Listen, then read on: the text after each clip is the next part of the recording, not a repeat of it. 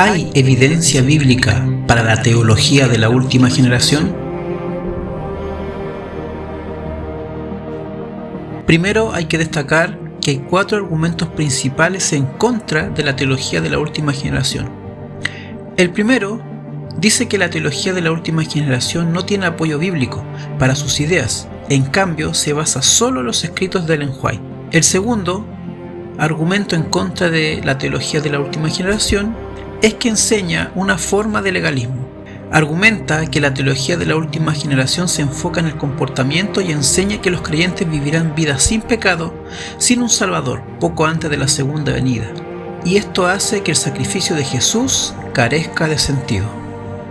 El tercer argumento en contra de la teología de la última generación es que el ser humano no puede vindicar el carácter de Dios, sino que es Cristo quien vindica el carácter de Dios solamente.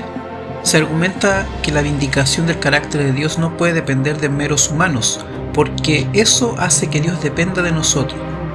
Cristo vivió sin pecado, demostró al universo que la ley de Dios se puede obedecer perfectamente y que no es necesario que los seres humanos prueben lo que ya se ha demostrado que es posible.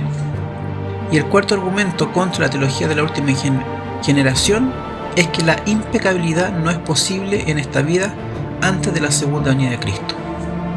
Nosotros hoy solo nos vamos a enfocar en el primer argumento y vamos a comprobar bíblicamente que sí existe evidencia para la teología de la última generación. En 2 de Pedro 2:13 nos dice que cuando se habla de que debemos ser sin mancha, esta palabra él usa el mismo lenguaje que se usa para describir la vida de Jesús en 1 de Pedro 1:19, describiéndolo a él sin mancha. Pedro destaca aún más este punto al indicar que el día en que Cristo regresará está esperando una clase de personas específica que tenga conversaciones santas y piadosas. Pedro agrega que los creyentes no solo deben estar sin mancha, sino que también deben ser hallados irreprensibles.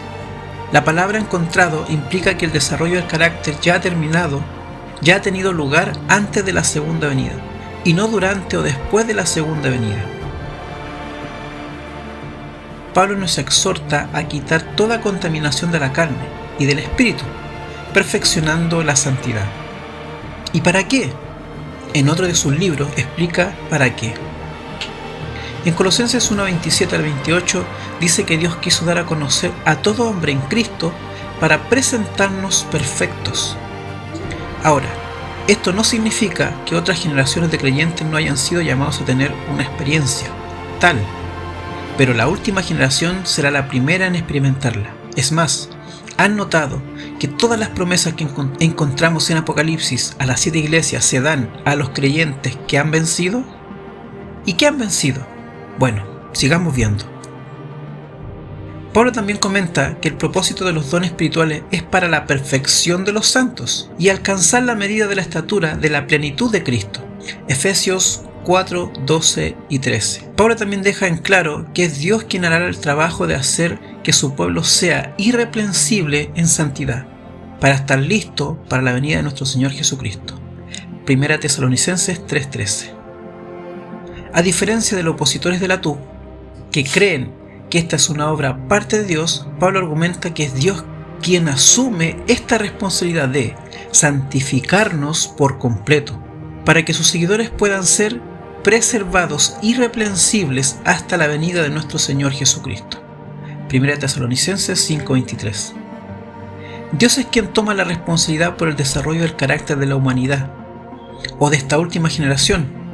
Dios es quien puede guardarnos de vuestra caída y presentarnos sin mancha delante de su gloria.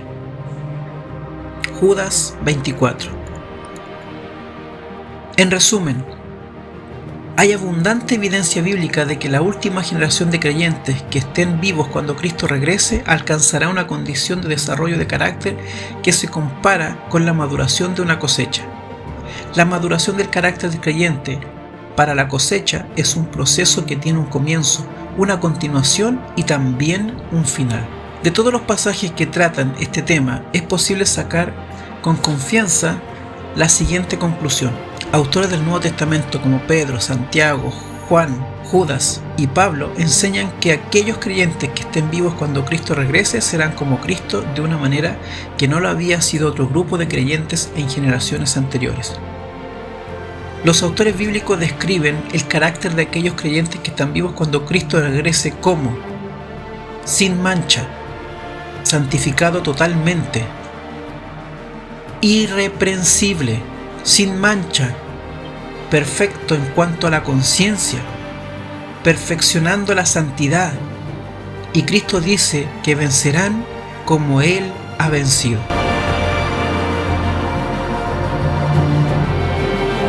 Estas palabras y términos se usan específicamente en relación con la segunda venida de Cristo.